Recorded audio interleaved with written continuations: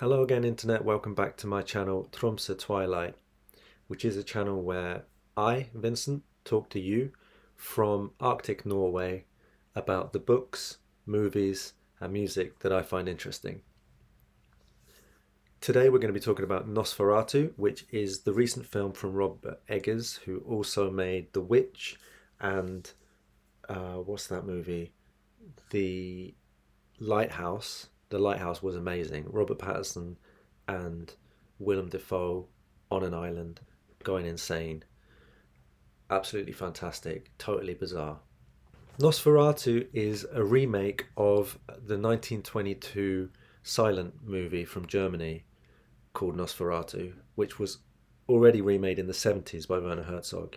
I've seen the original, I haven't seen Herzog's version. I've also read the 1979 novelization of the Herzog film, and I've read Dracula, which all of this is based upon. I think maybe, I haven't read this anywhere, but I think possibly the original Nosferatu movie doesn't use the name Dracula or the name of any of the characters because Dracula was still within copyright at the time that it was made. So in this new film, you get this weird situation where all of the characters are recognizably the characters from Dracula. All of the plot is recognizably the story from Dracula, except the ending, which is the ending of Nosferatu. The characters are all English, they all speak with English accents, like they do in the original Dracula, but the story takes place in Germany. So already it's this weird kind of fictional universe that is an amalgamation of earlier iterations of Dracula. Bill Skarsgård plays Count Orlok, who is the Dracula figure in the film. His performance is completely excellent. He's totally unrecognizable, and this is a new iteration of Dracula, Nosferatu. He doesn't look like earlier versions, but is totally convincing as a version of Dracula. I'm going to briefly say some things that I really like about this film, and then I'm going to talk a little bit about metaphors and themes that I thought were interesting. Things I like about this film are most of the performances are great. I'm not the hugest fan of Nicholas Hoult, but he did well. Willem Dafoe, as always, was amazing. And Lily Rose Depp was really incredible, which I'll come back to. Also, like in most Robert Eggers films, the score and the use of sound design is extremely effective. And he's created this kind of black and white, slightly surreal style that references the expressionist cinema that he's drawing upon. I say black and white, only parts of the film are black and white, but even when it's colour, it's kind of washed out in a way where you almost don't notice that it's slipping in and out of this black and white or blue and white palette. So thematically, this film is really interesting. One of the things that it does is it tells a direct, very straightforward, supernatural story about Count Orlok coming from Transylvania to Europe and beginning to feed on the family and the friends of this man, Thomas Hutter, who has sold Count Orlok a castle. So Thomas Hutter travels first to Transylvania. He meets Count Orlok at his castle. He becomes his prisoner.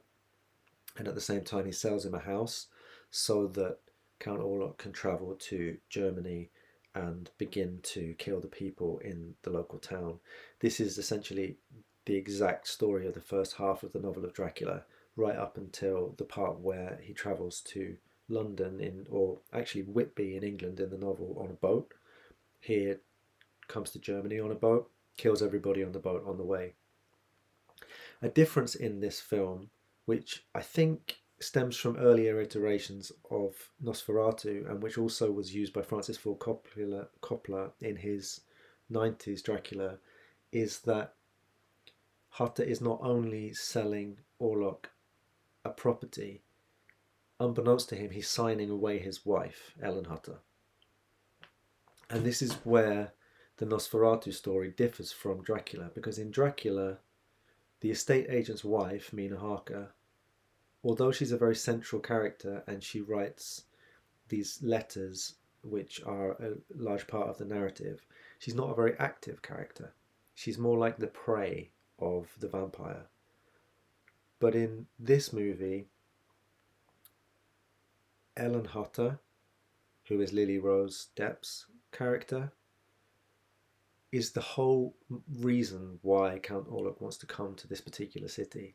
They've had some psychic contact over distance since she was a child.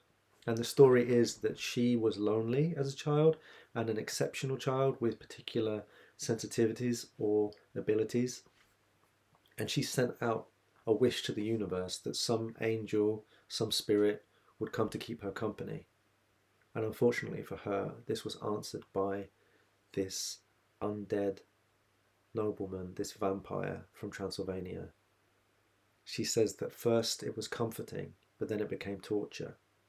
And it's been a source of torture to her whole life until she met her husband, when she finally believed that she could live a normal life and that she could experience true love. It's very clear to me that part of the subtext or part of the metaphor that's being explored is the consequences of child sex abuse.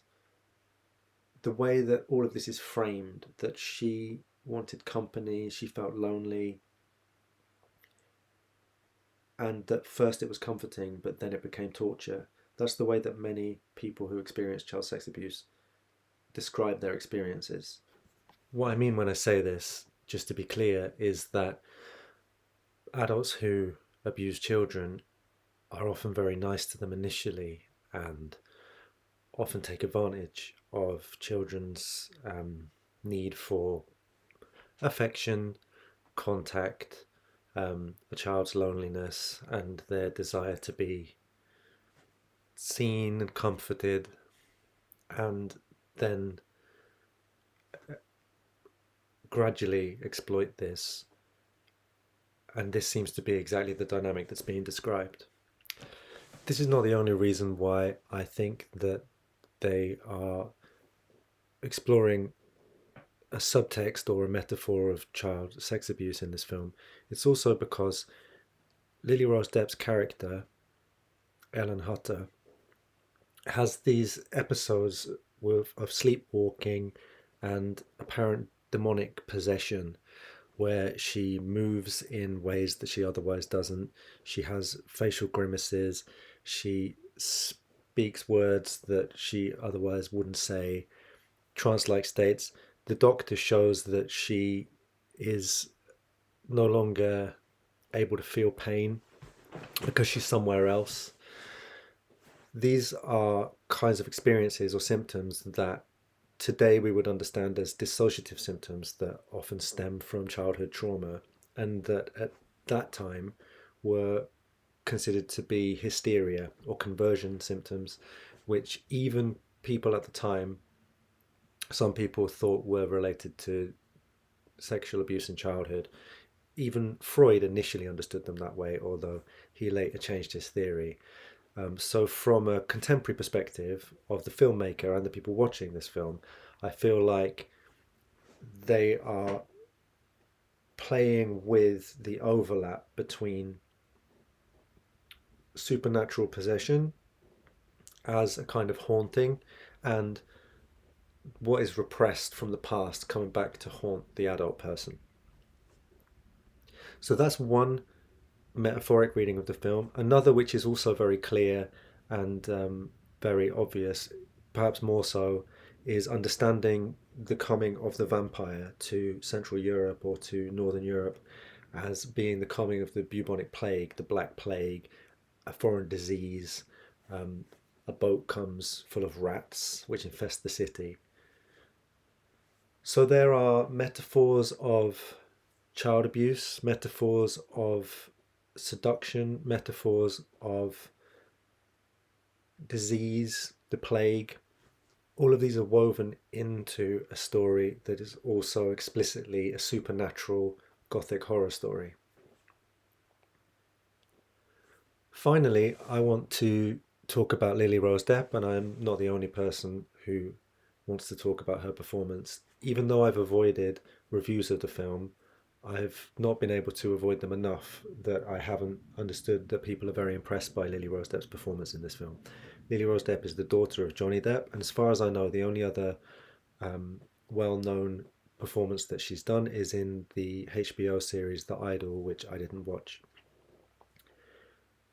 Initially, in this film, I wasn't particularly impressed with her in the opening minutes of the film, but at the point in time where she began to have these episodes that I'm describing, the way that she moved her body, shook her body, the contortions, the facial grimaces, rolling her eyes back, change in her speech, complete change in movement.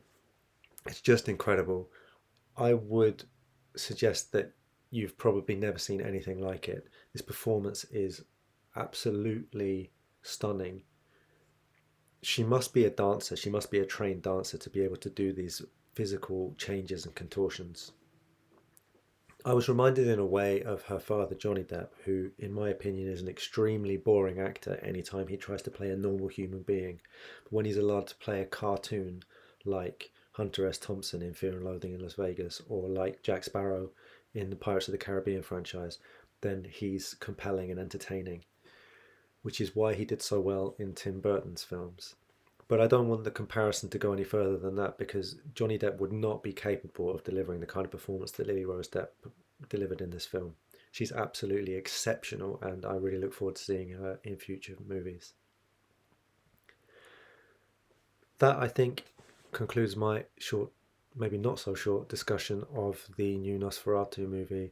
I hope it wasn't too confusing with all of my references to Dracula. I had some trouble organizing my thoughts and I didn't write a script or anything, but I thought it would be interesting just to talk about both the movie itself, its relationship to the Dracula story, and also the way that it brought out or brought forward and made explicit some metaphors that are maybe already within the Dracula text, um, without making it a movie about trauma or a movie explicitly about disease. It was still a movie about a vampire.